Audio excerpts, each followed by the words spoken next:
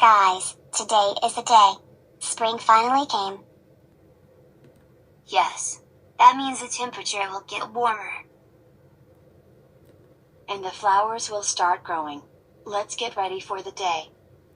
Later. Ah, it feels so warm outside. That is a good thing to start on the first day of spring. Guys, look, it's the first butterfly of the season.